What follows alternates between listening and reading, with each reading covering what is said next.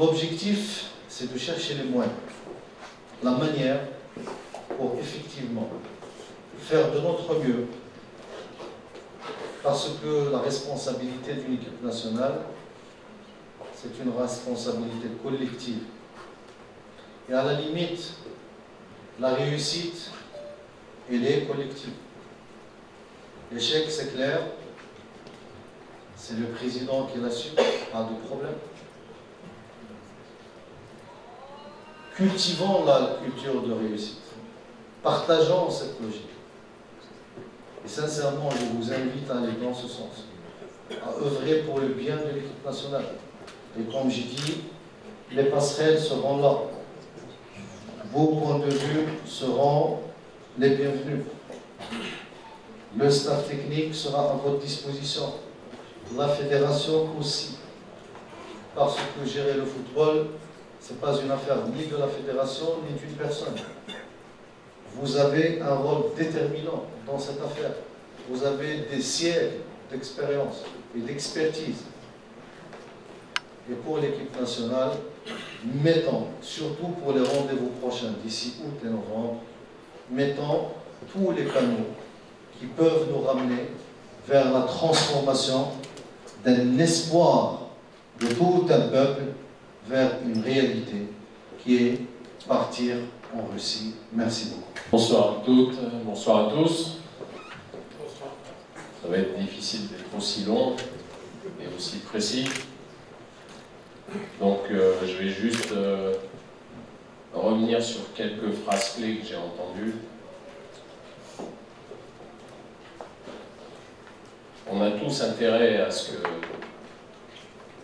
l'équipe nationale du Maroc soit présente en Russie en juin 2018.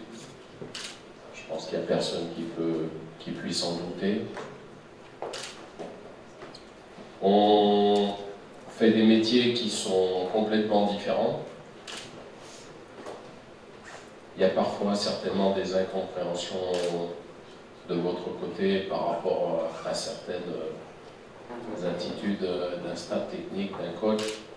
Il y a parfois aussi, comme vous l'a dit le président, des incompréhensions de la part des joueurs et de la part du staff technique et de son entraîneur en charge par rapport à certains commentaires, à certaines explications, parce qu'on n'a certainement pas les mêmes tenants et les mêmes aboutissants. Maintenant, il n'y a qu'une chose qui résume le football, c'est les résultats. Donc, comme l'a dit le président, les résultats, ça fait 20 ans que le Maroc n'a pas accédé à la Coupe du Monde. Et la mission du staff technique qui a commencé il y a 18 mois à peu près, c'est de tout faire pour y accéder. Il y avait une mission intermédiaire qui était de passer un premier tour de Coupe d'Afrique qui n'avait pas été réalisé depuis 13 ans. La première mission a été réalisée. Comme je l'ai souvent dit, et je le répète encore ce soir, je pense qu'il y avait moyen de faire beaucoup mieux avec l'état d'esprit qui a été présent durant cette Coupe d'Afrique et avec le potentiel qu'on avait. Maintenant, le football parfois peut être cruel.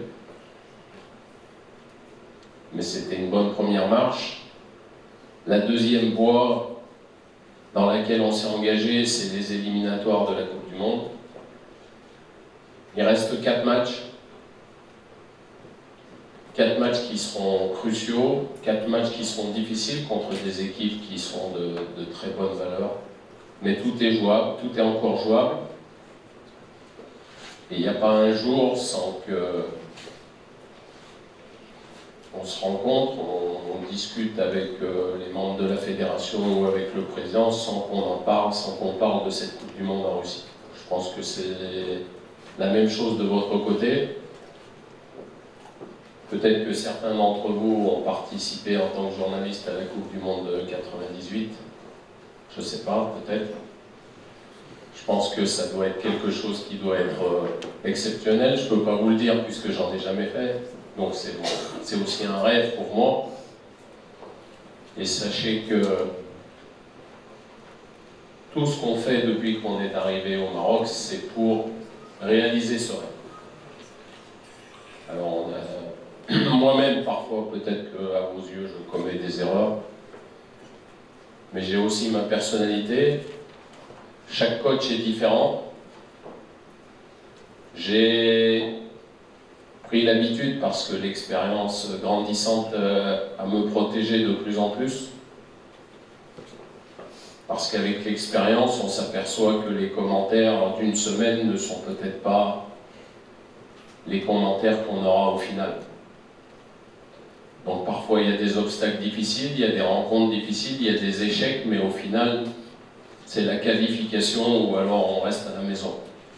Il n'y a rien d'autre.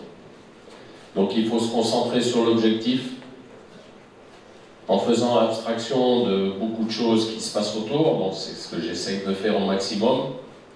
C'est aussi, et vous devez le comprendre, pour préserver ma propre personne, mon entourage, ma propre vie personnelle. Et je réussis plutôt bien, même peut-être un peu trop à vos yeux, mais je me concentre sur le terrain, en faisant certainement à vos yeux le minimum de ce qu'on puisse faire en tant que sélectionneur au niveau de la communication, mais je pense que trop parler, c'est pas forcément être très efficace. J'ai toujours préféré donner des rendez-vous, relever des challenges, que faire de longs discours et au final ne jamais pouvoir les relever. Donc voilà, donc c'est une superbe initiative de se retrouver ce soir. Je pense que vous avez aussi des choses à dire, certainement que quelqu'un qui vous représente prendra la parole, ou plusieurs personnes. Je vous écouterai attentivement, on vous écoutera attentivement, et puis, comme le disait le président encore une fois, le football génère tellement de joie, de satisfaction que faut juste essayer de s'imaginer un soir de novembre 2017 avec un résultat positif et une qualification pour la Coupe du Monde. Et juste imaginer l'effervescence que ça peut amener dans un pays comme le Maroc, qui est un pays passionné de football. Moi, j'essaie souvent de positiver en me donnant ces flashs.